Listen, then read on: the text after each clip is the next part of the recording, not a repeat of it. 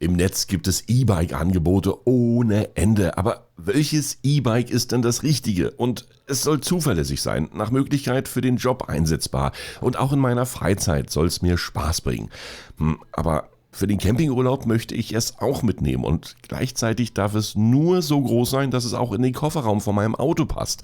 Achso, und ganz wichtig, mega teuer darf es natürlich auch nicht sein. Und ich glaube, das E-Bike gibt's bestimmt noch nicht, oder? Oh doch, das E-Bike gibt es schon. Es erfüllt alle deine Ansprüche. Klein, leicht und kompakt, sogar klappbar mit guter Akkuleistung.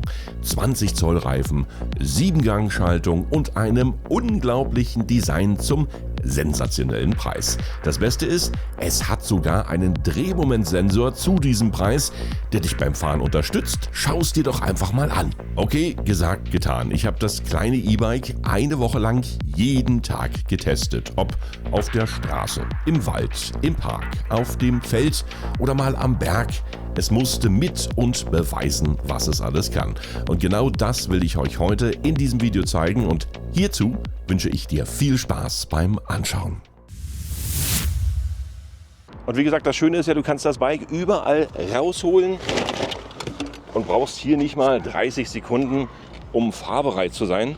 Einfach aufklappen, hier direkt den Mechanismus sichern, den Lenker sichern, zack, anschalten, losfahren. Das Akku lässt sich auch sehr, sehr einfach rausziehen, falls du das Bike mal länger stehen lassen möchtest. Einfach hier rausziehen und dann kannst du es auch extern auf der Arbeit bzw. zu Hause laden mit dem dazu gelieferten Ladegerät. Und wenn es dann geladen ist, dann gibt es hier eine richtige Schiene, wo du das Akku einfach einführst. Zack, runter und dann hält es automatisch schon. Schlüssel nicht vergessen abzuziehen und schon kannst du fahren. Und wenn das Ganze dann wieder im Auto verschwinden soll, ebenfalls total einfach. Den Hebel hier hochziehen und einfach nur die Sicherung lösen, runter, den Lenker runter, das ganze Bike dann zusammenklappen und schon geht's ab in den Kofferraum. Beim Ein- und Ausladen muss man natürlich aufpassen hier auf dieses Licht. Bei mir ist es passiert, ich habe das hier sozusagen an der Halterung beim Ein- und Ausladen angebrochen. Was bedeutet, ich musste das hier sozusagen erstmal notbehelfsmäßig mit Gafferband festkleben. Also wundert euch nicht, wenn das Licht ein bisschen komisch aussieht. Bei mir ist es wie gesagt passiert, dass ich das Bike nicht richtig zusammengeklappt habe und dann im Fahrzeug verstaut und zack war dann sozusagen die Lampe ab. Und hier muss man wirklich aufpassen. Was ich echt nochmal ganz besonders hervorheben möchte, ist, dass dieses Fahrrad natürlich eigentlich einen Designerpreis gewinnen müsste, denn es ist wirklich aus einem Guss. Hier siehst du nicht eine Schweißnaht, hier siehst du gar nichts und das Design hier mit dem Rahmen und den Felgen ist natürlich wirklich einmalig. Du fällst auf der Straße und wirst auch angesprochen, dass das Fahrrad echt hübsch aussieht und richtig gut gemacht ist. Und dann gibt es wie gesagt nochmal die Sattelfederung dazu. Zu einem richtig guten Preis-Leistungs-Verhältnis hast du hier so ein richtig schön durchdesigntes Fahrrad. Also ich kann es echt empfehlen, mit diesem Fahrrad wirklich mal unterwegs zu sein und das Fahrgefühl testen. Gleichzeitig natürlich auch dann hier das absolut coole Design. Die Bedieneinheit des Bikes ist auch relativ einfach erklärt. Einfach lange drücken. Und dann leuchten hier die LEDs an und die LEDs zeigen dir den Akkustand. Was bedeutet, hier oben voll, hier unten noch 30% und dann solltest du langsam laden. Ansonsten gibt es natürlich hier wirklich nichts in irgendeiner Form weiter einzustellen. Kurz drücken, schaltet dann das vordere Licht an. Kurz drücken, schaltet das vordere Licht wieder aus. Und ansonsten musst du nichts weiter beachten. Es gibt weder ein Display noch eine dazugehörige App. Eine App würde ich natürlich sehr gut finden, dass man wenigstens hier mal den Kilometerstand abrufen kann, beziehungsweise die Geschwindigkeit. Aber das gibt es halt nicht und das ist relativ einfach gestaltet und man kommt auch wunderbar damit klar. Und auszuschalten geht das Ganze natürlich auch wieder lange drücken und dann ist die Akkuunterstützung aus. Wobei ich sagen muss, Akkuunterstützung braucht man oder braucht man nicht. Man kann das ganze Bike natürlich auch ohne Akku fahren. Die Shimano 7-Gang-Schaltung ist auch relativ einfach erklärt. Hochschalten, runterschalten geht dann über diese beiden Paneele, lässt sich auch wunderbar vom Lenker bedienen und je nachdem, wie du dann sozusagen fährst, ob berghoch bzw. bergunter, gerade Strecke, kannst du dann hier noch mit 7 Gängen zu bzw. hoch oder runterschalten.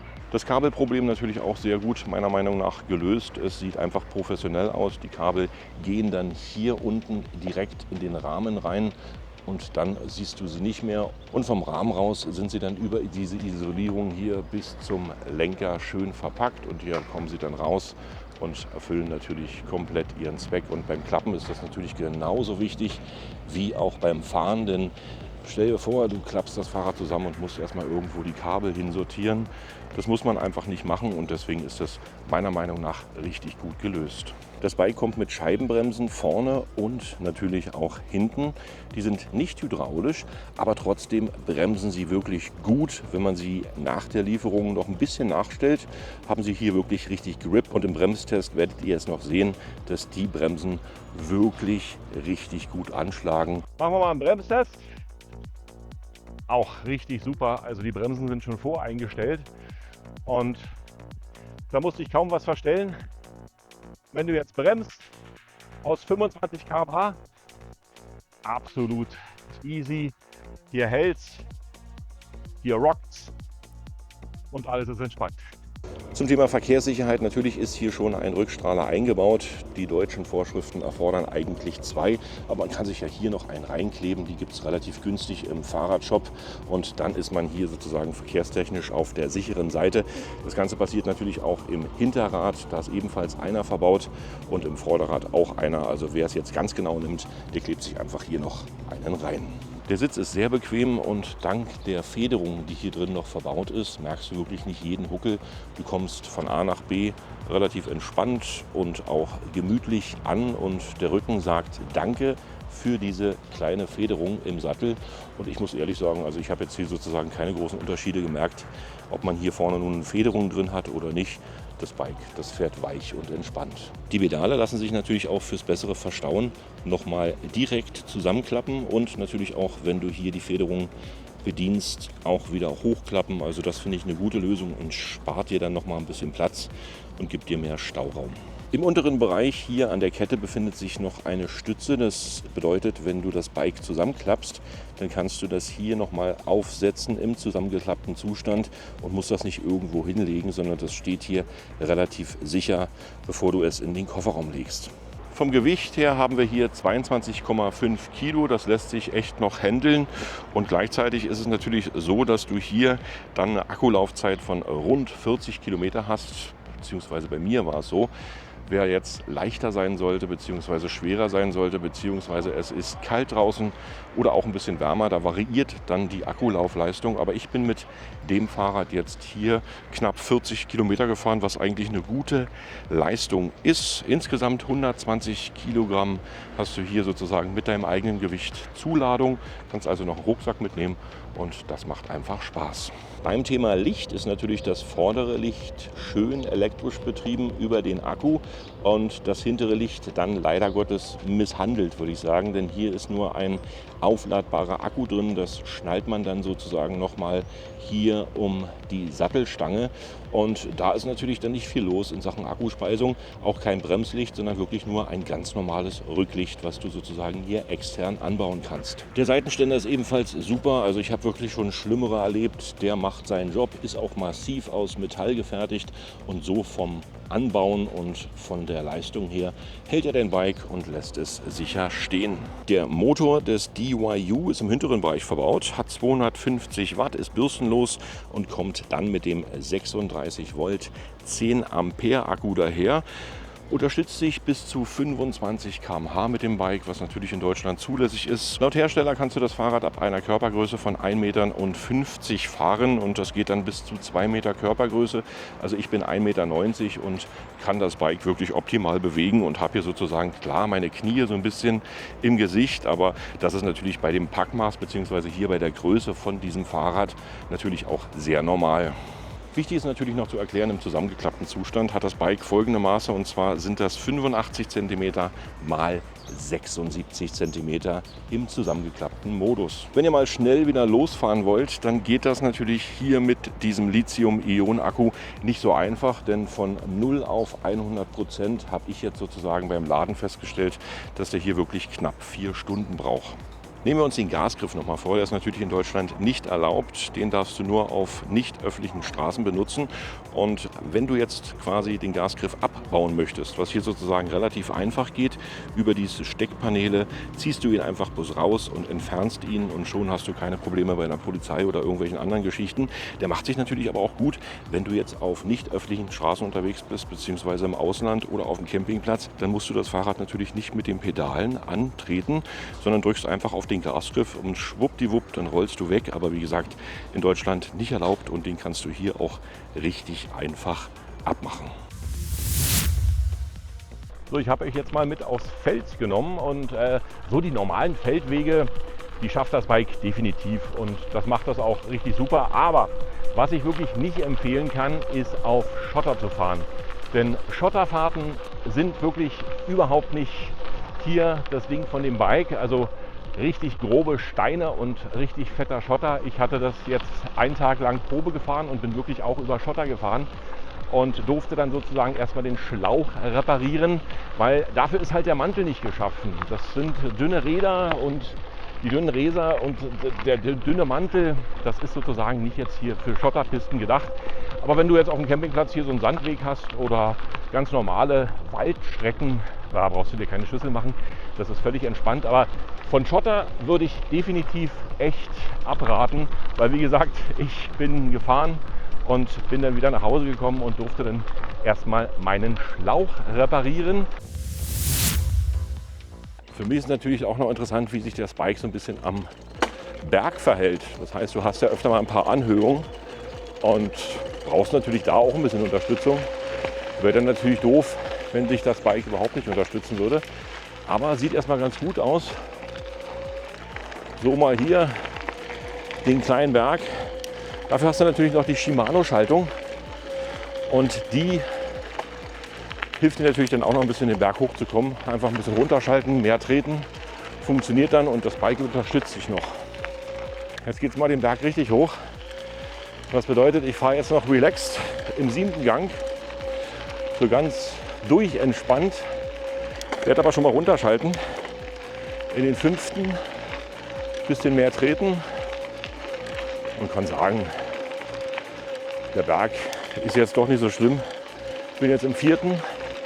trete doch noch mehr und die Höhe, die ist schon, hat man schon ein bisschen was zu tun, aber wenn du langsamer trittst, wirst du trotzdem unterstützt, kommst den Berg ganz easy hoch.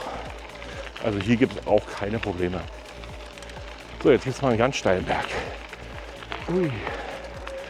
Olle.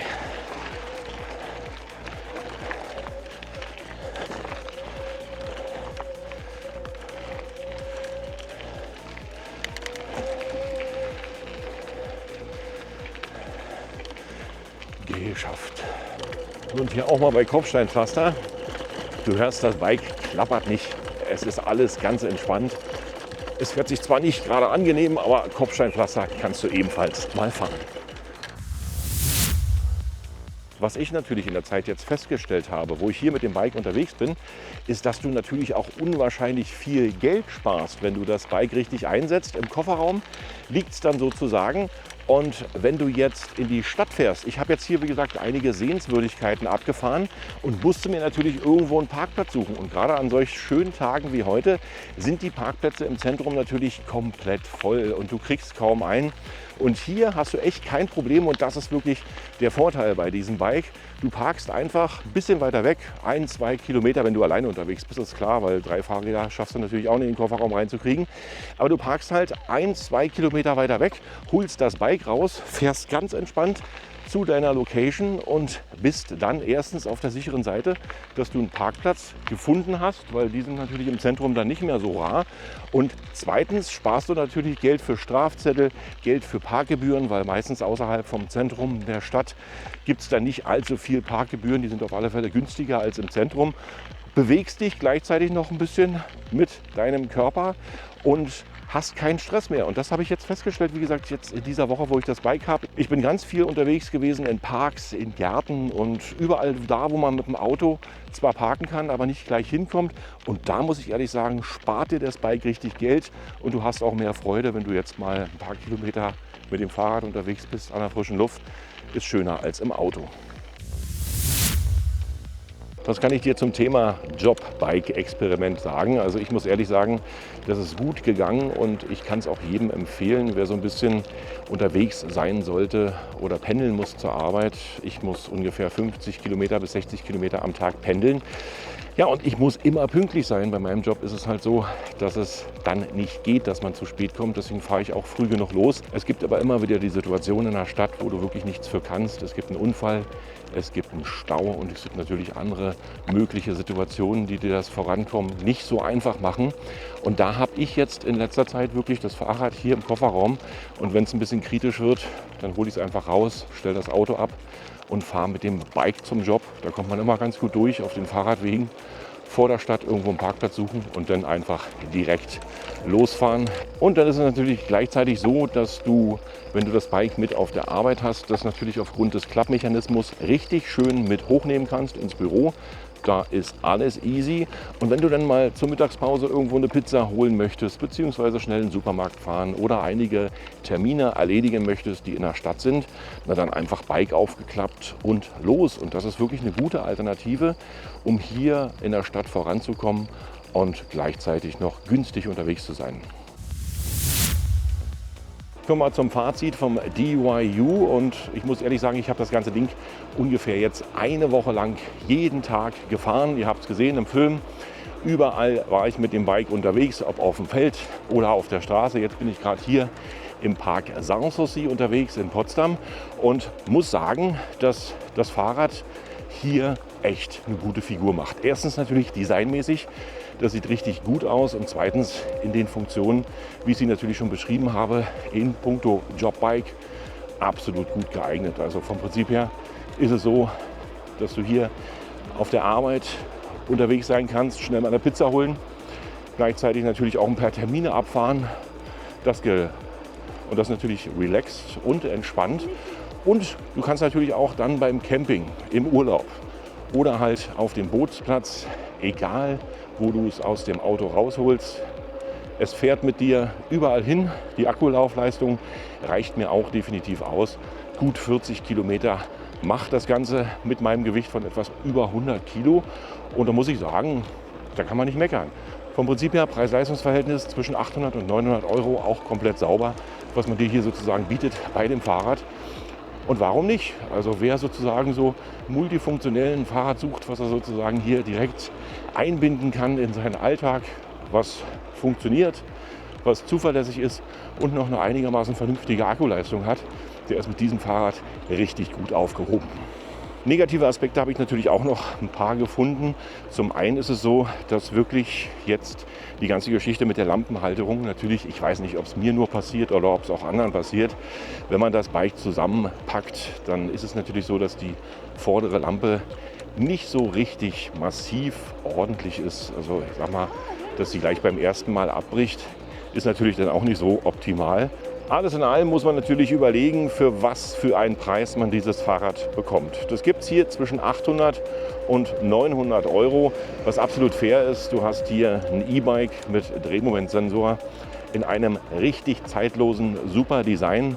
Scheiben, Bremsen und alles an Bord, was du haben möchtest.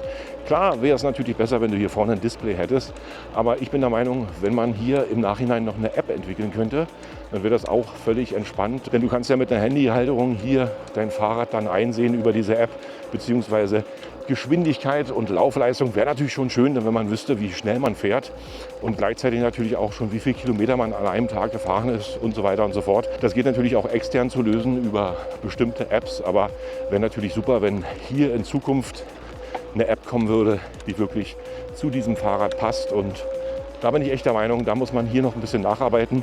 An sich nur die Schalteinheit ist auch ausreichend. Man will ja einfach nur von A nach B kommen, man will ja keine großen Touren machen. Aber für den einen oder anderen ist es vielleicht doch ganz wichtig zu wissen, dass er hier noch ein paar Fahrdaten kriegt. Wer Bock hat, sich das Fahrrad noch mal ganz genau anzuschauen, ist es natürlich hier direkt in meiner Videobeschreibung verlinkt. Alle Informationen kriegt ihr da sozusagen noch mal schwarz auf weiß. Wer es kaufen möchte, preislich liegt zwischen 800 und 900 Euro, was ich hier wirklich ein faires Preis-Leistungs-Verhältnis finde. Denn das ist natürlich wirklich sauber. Du kriegst hier ein komplettes E-Bike mit Scheibenbremsen, mit Steuerung, mit einem guten Akku und mit allem, was du eigentlich brauchst, um kurz von A nach B zu kommen. Für diesen Preis, da muss ich wirklich sagen, auch das Design gefällt mir richtig gut. Wer Lust, Zeit und Laune hat, schaut sich das Ganze nochmal an. Ich sage für heute Tschüss, bye bye und winke, winke. Vielen Dank fürs Anschauen und sehr gern bis zum nächsten Video.